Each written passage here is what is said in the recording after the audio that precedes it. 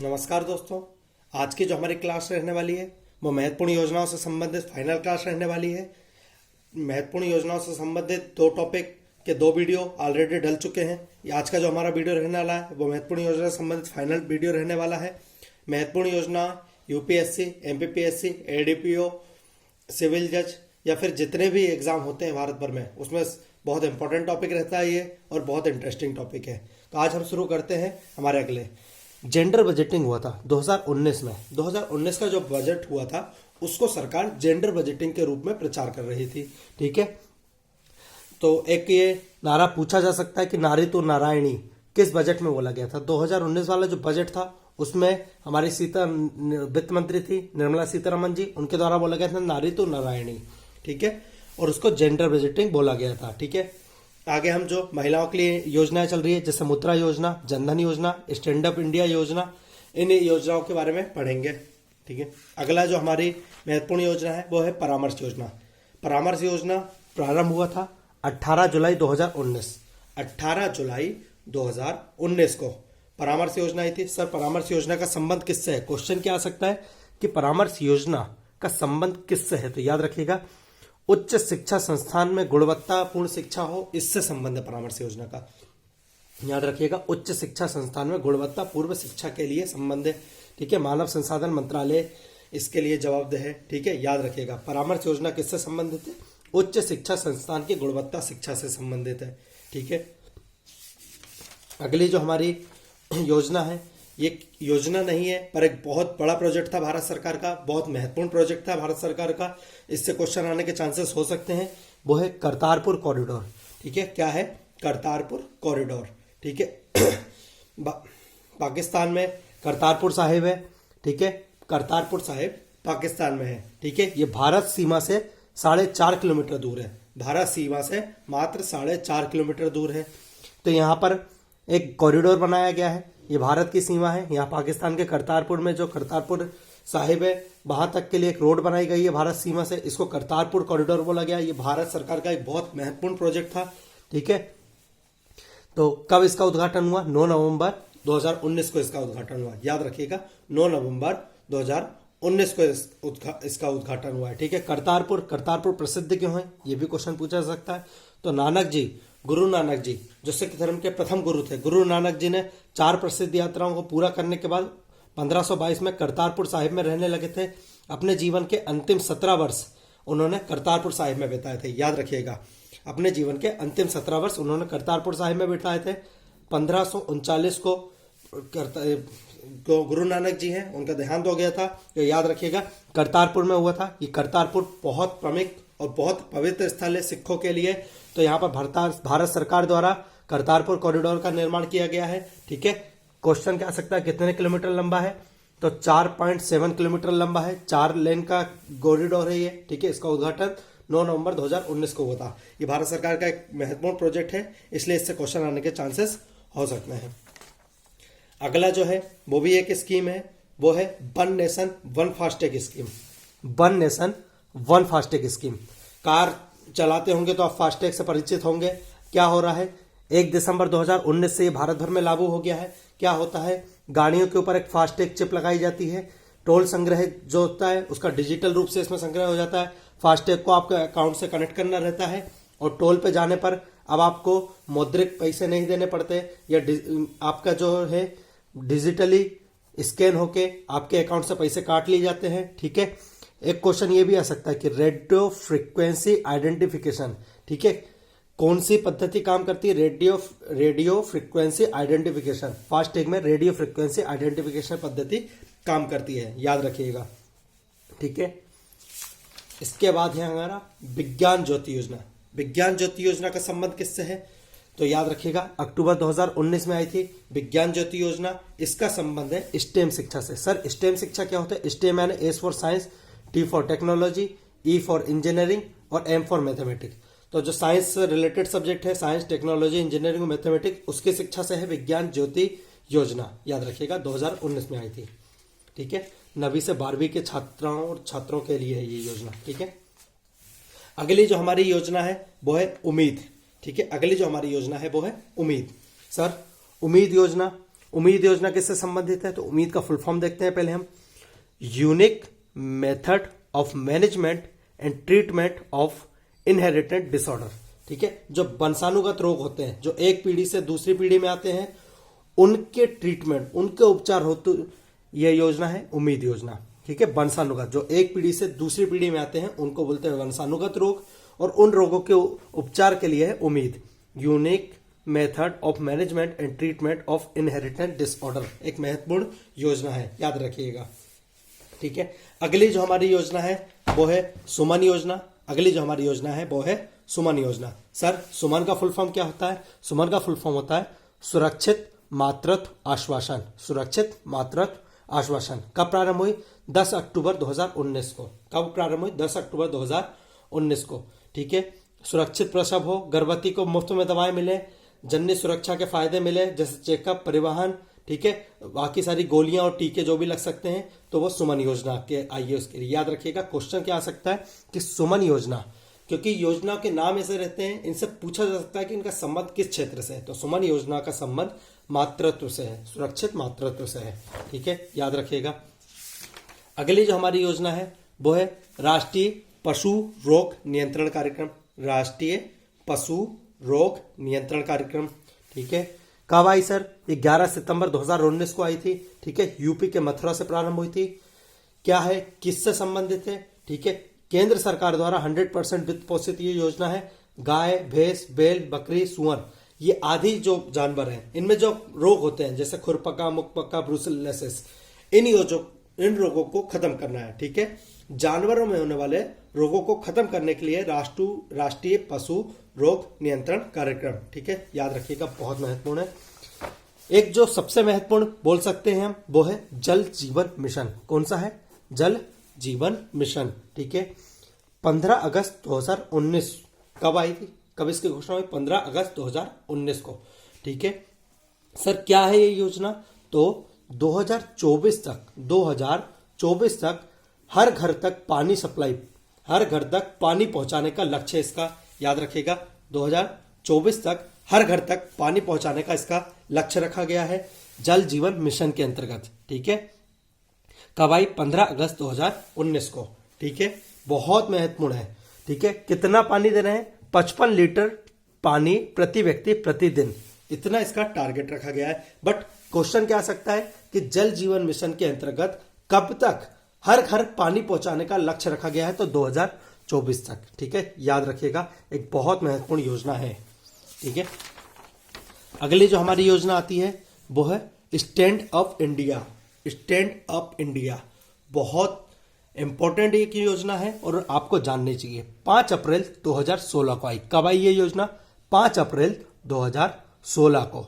ठीक है, stand up योजना किससे संबंधित है? याद रखिएगा, महिलाओं को, एससी यानी अनुसूचित जाति, एसटी यानी अनुसूचित जनजाति, महिला, एससी और एसटी, इन लोगों को अगर नया उद्यम स्थापित करना है, नया उद्योग लगाना है, छोटा हो सकता है, मीडियम हो सकता है, माइक्रो हो सकता है, अगर नया उद्यम लगाना है तो उनको 10 लाख से लेकर 1 करोड़ तक का लोन प्रोवाइड करा जाएगा स्टैंड अप इंडिया योजना के अंतर्गत। याद रखिएगा, कब आई थी? 5 अप्रैल 2016 को। महिलाओं, एससी और एसटी को 10 लाख से लेकर 1 करोड़ तक का लोन उपलब्ध कराया जाएगा। क्यों? नए उद्यम स्थापित करने के लिए। ठीक है, एक बहुत महत्वपूर्ण योजना है। क्वेश्चन क्या आ सकता है कि इनका संबंध किस से है? तो महिलाओं से है, एससी से, एसटी से, याद रखिएगा। अगली जो हमारी महत्वपूर्ण योजना है वो है स्किल योजना मिशन। स्किल योजना मिशन बहुत महत्वपूर्ण है। स्किल योजना मिशन या फिर स्किल इंडिया। ठीक है, स्किल इंडिया कब आई? 15 जुलाई 2015 को आई। ठीक है, 15 जुलाई 2015 को आई। 15 जुलाई को अंतर्राष्ट्रीय युवा कौशल दिवस भी मनाया जाता है। ठीक है, क्या है इसका लक्ष्य? स्किल इंडिया, युवाओं को स्किल देने से है इसका संबंध। युवाओं को स्किल देने से है। कौशल विकास केंद्र स्थापित किए जा रहे थे जहां युवाओं को अलग अलग तरीके के स्किल दिए जा रहे थे। सिलाई सिखाई जा रही थी, बुनाई सिखाई जा रही थी, जिसको जिम में इंटरेस्ट है उनको जिम का काम सिखाया जा रहा था। जिस युवा को जिस क्षेत्र में इंटरेस्ट है उनको बहुत नॉलेज दिया जा रहा था ताकि वो रोजगार पाने में सफल रहें। ठीक है, तो 40 करोड़ युवाओं को 2022 तक प्रशिक्षित करने का इसका लक्ष्य था। कोविड के कारण ये योजना थोड़ी सी टाली गई है, बट ये एक बहुत महत्वपूर्ण योजना है, बहुत अच्छी योजना है। ठीक है, अगली जो हमारी महत्वपूर्ण योजना है वो है अमृत योजना। अगली जो हमारी महत्वपूर्ण योजना है वो है अमृत योजना। सर, अमृत का फुल फॉर्म क्या होता है? तो अमृत का फुल फॉर्म होता है Atal mission for rejuvenation and urban transformation. Atal mission for rejuvenation and urban transformation. ठीक है, तो ये संबंध, इस योजना कब आई? 24 जून 2015 को आई। कब आई ये योजना? 24 जून 2015 को आई। सर, इसका संबंध किससे है? तो शहरी पुनर्निर्माण और परिवर्तन से है। शहरों को ये लोग एक पुनर्जीवन दे रहे हैं। पुनर्जीवन सर कैसे दे रहे हैं? यहाँ पर जल आपूर्ति प्रणालियों को सुधारा जा रहा है, पुराने जल निकायों का कायाकल्प किया जा रहा है, भूमिगत सीवेज प्रणाली डाली जा रही है। अगर आप किसी भी शहर में रहते होंगे या किसी भी टाउन में रहते होंगे तो वहां पर आपने देखा होगा कि आजकल सीवेज का काम बहुत ज्यादा चल रहा है। हर घर सप्लाई के लिए पानी की वो डाली जा रही है, पाइपलाइन डाली जा रही है, नालियों को ठीक करा जा रहा है। ठीक है, तो ये सब अमृत योजना के तहत हो रहा है। किसके तहत हो रहा है? अमृत योजना के तहत हो रहा है। और सीवेज का काम तो बहुत स्पीड में चल रहा है, ये अमृत योजना के तहत चल रहा है। ठीक है, याद रखिएगा 24 जून 2015 को आई थी ये। अगली जो हमारी महत्वपूर्ण योजना है वो है हृदय योजना। अगली जो हमारी महत्वपूर्ण योजना है वो है हृदय योजना। सर, कब आई हृदय योजना? तो 21 जनवरी 2015 को आई। 21 जनवरी 2015 को आई है। ठीक है, हृदय, सर हृदय क्या, किससे संबंध है हृदय का? तो याद रखिएगा, हृदय का एक फुल फॉर्म होता है हेरिटेज सिटी डेवलपमेंट एंड एगमेंटेशन योजना। हेरिटेज सिटी डेवलपमेंट एंड एगमेंटेशन योजना, हृदय। ठीक है, किससे है? विश्व विरासत के जो स्थल है भारत में, उनको संवारना है, उनकी देखभाल करना है, उनका विकास करना है। विश्व विरासत स्थल, जो प्राचीन शहर है, विश्व विरासत स्थल है, उनको संवारना और उनकी देखभाल करना, उनका विकास करने से है। ठीक है, शुरुआत में 12 शहरों को इसके लिए चुना गया था। अगली जो हमारी योजना है वो है सांसद आदर्श ग्राम योजना। सांसद आदर्श ग्राम योजना एक योजना से ज्यादा एक पहल है। कैसी पहल है? 11 अक्टूबर 2014 को आई थी। इसमें प्रत्येक सांसद द्वारा एक गांव को गोद लेकर विकसित करना था। हर वर्ष एक ग्राम सभा का विकास करना था। एक सांसद 1 साल में एक गांव का विकास करेगा, तो इससे सारे गांवों का विकास हो सकता था। तो ये सांसद आदर्श ग्राम योजना के हैं, 11 अक्टूबर 2014 को आया था। ठीक है, इसके बाद हमारी जो महत्वपूर्ण योजना अगली है वो है पीएम जीवन ज्योति बीमा योजना। पीएम जीवन ज्योति बीमा योजना। ठीक है, कब आई? 9 मई 2015 को। कब आई थी ये योजना? 9 मई 2015 को आई थी। ठीक है, किसके लिए? 18 से 50 वर्ष के लोगों के लिए। किसके लिए? 18 से 50 वर्ष के लोगों के लिए। सर, क्या था इसमें? इसमें 2 लाख तक का जीवन बीमा, याद रखिएगा, लाइफ इंश्योरेंस, 2 लाख तक का लाइफ इंश्योरेंस दिया जा रहा था। कितना प्रीमियम था? मात्र 330 रुपए का सालाना प्रीमियम लग रहा था। 330 रुपए का आपको सालाना प्रीमियम भरना था, उसके बदले में आपको 2 लाख रुपए तक का जीवन बीमा मिल रहा था। 18 से 50 वर्ष के लोगों के लिए थी। 9 मई 2015 को आई थी। ठीक है, अगली जो हमारी योजना है वो है उजाला योजना। अगली जो हमारी योजना है वो है उजाला योजना। कब आई थी? 1 मई 2015 को। कब आई थी? 1 मई 2015 को। ठीक है, उजाला, सर उजाले का फुल फॉर्म क्या होता है? तो उजाले का फुल फॉर्म होता है Unnat Jyoti by affordable LEDs for all. Unnat Jyoti by affordable LEDs for all. ठीक है, आपने अगर देखा होगा आज से 5 साल पहले भी जो एलईडी लाइट थी या जो सीएफएल थे, उनकी कीमतें बहुत ज्यादा हुआ करती थी, जबकि आज आपको एलईडी और सीएफएल बहुत सस्ते में मिलते हैं। एलईडी लाइट बहुत ज्यादा सस्ते में मिल जाते हैं। एलईडी बल्ब आजकल तो 100 रुपए में 3 एलईडी बल्ब भी मिल रहे हैं। तो ये उजाला योजना के कारण सफल हो पाया है। उजाला योजना जो है सस्ते एलईडी बल्बों के वितरण से संबंधित है। सस्ते एलईडी बल्बों के वितरण से संबंधित है। सर, एलईडी बल्बों को सस्ते में बांट के क्या मिलता है? एलईडी बल्बों को सस्ते में बांटकर बिजली खपत को कम किया जा सकता है। याद रखिएगा, बिजली कम यूज करते हैं एलईडी बल्ब, इसलिए सरकार का पहल थी कि इनको सस्ते में लोगों को प्रोवाइड कराया जाए। किस योजना के तहत? उजाला योजना के तहत ये प्रोवाइड कराया जा रहा था। कब आई थी? 1 मई 2015 को। ठीक है, हमारी जो अगली योजना है वो भी बीमा से संबंधित है। तो इस योजना को आप याद रखिए, पीएम जीवन ज्योति बीमा योजना। ठीक है, 18 से 50 लोगों के लिए 2 लाख तक का जीवन बीमा था, 330 रुपए सालाना प्रीमियम। पर हमारी जो अगली योजना है वो है पीएम सुरक्षा बीमा योजना। ठीक है, उन दोनों में अंतर है। पीएम सुरक्षा बीमा योजना कितने वर्ष कब आई? ये भी 9 मई 2015 को आई है। कितने वर्ष के लोगों के लिए? 18 से 70 वर्ष के लोगों के लिए। कितने वर्ष के लोगों के लिए? 18 से 70 वर्ष के लोगों के लिए। इसमें दुर्घटना बीमा भी है, याद रखिएगा, 2 लाख तक का दुर्घटना बीमा भी है। जबकि वहां पर क्या था? लाइफ इंश्योरेंस, जीवन बीमा था। इसकी प्रीमियम 12 रुपए प्रति वर्ष है। कितनी है? 12 रुपए प्रति वर्ष है। ठीक है, क्या अंतर है सर? जीवन ज्योति थी, जीवन ज्योति, और यह है सुरक्षा बीमा। ठीक है, जीवन ज्योति का प्रीमियम कितना था? 330 रुपए वार्षिक। इसका प्रीमियम कितना है? 12 रुपए वार्षिक। उसमें कितने लोग कवर हो रहे थे? 18 से 50 तक के। इसमें कितने कवर हो रहे हैं? 18 से 70 तक के। ठीक है, उसका संबंध किससे था? वो जीवन बीमा था। ठीक है, लाइफ इंश्योरेंस। इसका संबंध किससे है? इसका दुर्घटना बीमा तथा जीवन बीमा दोनों। इसका दुर्घटना बीमा तथा जीवन बीमा दोनों है। तो ये दोनों योजनाएं एक ही तारीख को आई थी, 9 मई 2015 को, पर दोनों का प्रीमियम राशि अलग है, एज अलग है और उद्देश्य भी अलग है। ठीक है, याद रखिएगा। अगली जो हमारी योजना है वो है डिजिटल इंडिया मिशन। ये एक योजना नहीं, एक मिशन है, डिजिटल इंडिया मिशन। कब लाया गया था? सरकार के द्वारा 2 जुलाई 2015 को लॉन्च किया गया था। कब लॉन्च किया गया था? 2 जुलाई 2015 को। सर ये क्यों महत्वपूर्ण है? क्योंकि सारी सरकारी सेवाओं को इलेक्ट्रॉनिक तरीके से जनता को उपलब्ध कराया जा रहा है। आजकल आपके ज्यादातर काम ऑनलाइन हो जाते हैं। आपको कोई फॉर्म भरना है, कोई जानकारी प्राप्त करनी है, कोई आवेदन लेना है, कोई आवेदन देना है, या फिर कोई भी चीज चाहिए तो वो आपको ऑनलाइन प्राप्त हो जाती है। यही है डिजिटल इंडिया मिशन, कि आपको हर सरकारी सेवा इलेक्ट्रॉनिक माध्यम से मिल पा रही है डिजिटल इंडिया मिशन के तहत। ठीक है, याद रखिए। पहले वो सिस्टम होता था, आप ऑफिस में जाते थे, लाइन लगाते थे, फॉर्म लेते थे, फॉर्म भरते थे। आजकल आप ऑनलाइन फॉर्म भर दो, आपका सारा कार्य हो जाएगा। सबसे ज्यादा इसका यूज कॉलेजों में हो रहा है। कॉलेजों में आजकल जितने फॉर्म भरा रहे हैं वो ऑनलाइन भरा रहे हैं, पहले सारे ऑफलाइन हुआ करते थे। ठीक है, स्वर्ण बॉन्ड योजना। स्वर्ण बॉन्ड योजना कब आई? 15 नवंबर 2015 को। कब आई? 15 नवंबर 2015 को। ठीक है, किससे संबंधित है?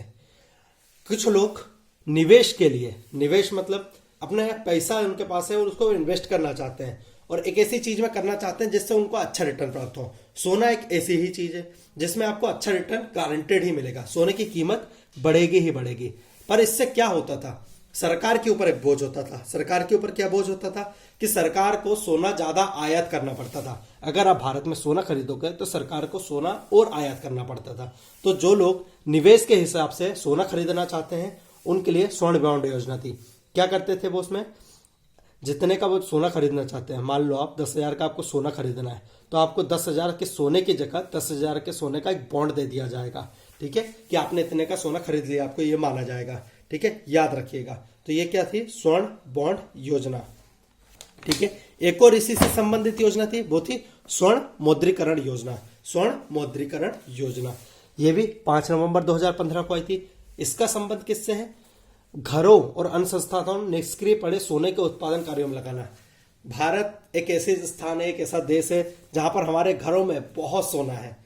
ठीक है, भारतीय घरों में आभूषण के रूप में बहुत सोने का उपयोग करा जाता है, पर वो निष्क्रिय है। निष्क्रिय मतलब उसका आर्थिक गतिविधि में कोई योगदान नहीं रहता। ठीक है, आपके पास एक आभूषण के रूप में सोना है, वो आपके पास है, पर वो आर्थिक गतिविधि में कोई योगदान नहीं दे रहा। तो सरकार ने स्वर्ण मौद्रीकरण योजना लेके आए थे। इसके तहत आप सोना सरकार को दो, सरकार बदले में आपको उसके पैसा देगी। ठीक है, एक तरीके का लोन ही है, जैसे हम गारंटी दूसरी चीज रखते हैं, यहां पर आपको सोने को गारंटी रखना था। ठीक है, अगली और आज की जो हमारी आखिरी योजना है वो है उदय योजना। ठीक है, उदय योजना जनता से संबंधित नहीं है। क्या है इसका फुल फॉर्म? उज्जवल डिस्कॉम एश्योरेंस योजना। उज्जवल डिस्कॉम एश्योरेंस योजना इसका संबंध किससे है? तो सार्वजनिक क्षेत्र की जो विद्युत वितरण कंपनियां हैं, जो विद्युत देती हैं, जो हमारे घर में बिजली प्रोवाइड कराती है, सार्वजनिक क्षेत्र की विद्युत वितरण कंपनियां, वो घाटे में चल रही हैं। उनको घाटे से उबारने के लिए है उदय योजना आई है 2015 में, याद रखिएगा। उदय योजना का संबंध कैसे है? सार्वजनिक क्षेत्र की जो विद्युत वितरण कंपनियां घाटे में चल रही हैं, उनको उस घाटे से उबारना है। ठीक है, तो मैंने एक कोशिश करी है कि सारी महत्वपूर्ण योजनाएं आप तक पहुंचा सकूं। कुछ जो नई योजना है वो हम करंट वाले टॉपिक में पढ़ेंगे, पर जो पुरानी जितनी भी महत्वपूर्ण योजना थी वो मैंने आपको बताने की कोशिश करी है, और ये बहुत सारे एग्जामों में बहुत पूछी जाती है। अगर आपकी कोई एडवाइस हो या आप कुछ बताना चाहते हैं या फिर कुछ इंप्रूवमेंट चाहते हैं तो अपने कमेंट सेक्शन में जरूर बताइए। इसकी पीडीएफ आपको हमारे टेलीग्राम ग्रुप पे प्रोवाइड करा दी जाएगी। धन्यवाद।